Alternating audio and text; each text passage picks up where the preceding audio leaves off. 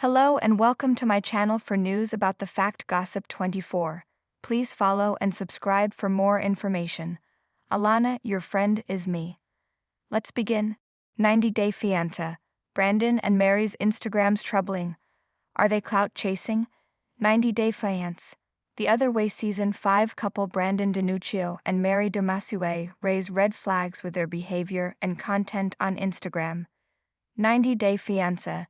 The Other Way Season 5 couple Brandon DiNuccio and Mary Damasue display a lot of red flags on Instagram. Eugene, Oregon, native Brandon met Canton, Philippines, native Mary on a dating app.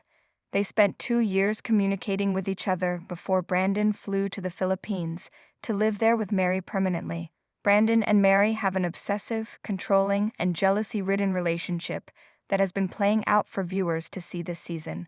Before meeting, Brandon and Mary insisted on spending 24/7 together on the phone, a relationship trait everyone they knew found toxic. Brandon also sent Mary $60,000 before he arrived in the Philippines to build a house for them. However, Brandon arrived abroad with only $250. The pair have struggled with money, jealousy, and opportunity on screen, but that didn't stop them from purposely conceiving a baby.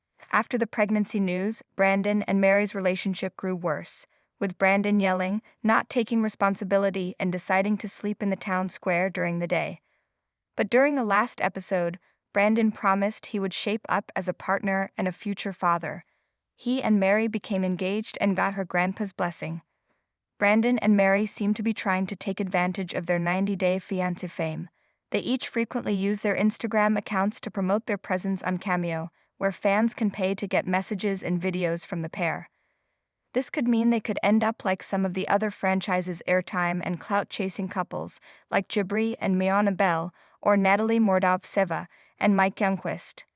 Their rising fame might also incentivize them to post more controversial things to increase their online audience. Paul Stale and Karine Martins exemplify what Brandon and Mary could become. They had a seriously dysfunctional international relationship that they brought children into.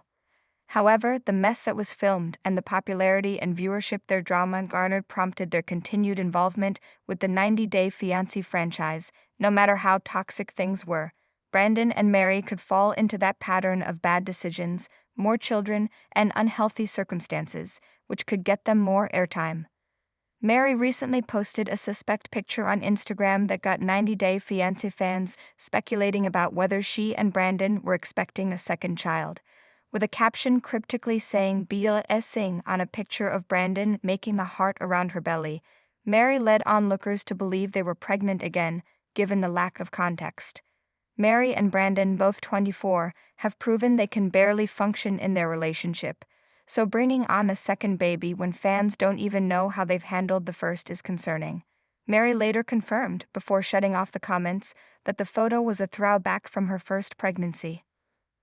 Brandon and Mary's first pregnancy shows that the pair are impulsive and don't have the means to support themselves.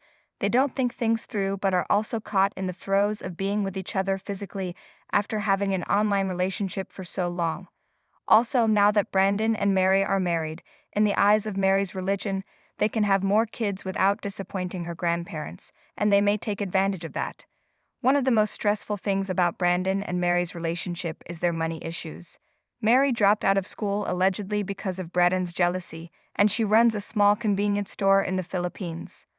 On the show, Mary and Brandon relayed that the store barely made any money, and they were buying items from one store and selling them for a higher price.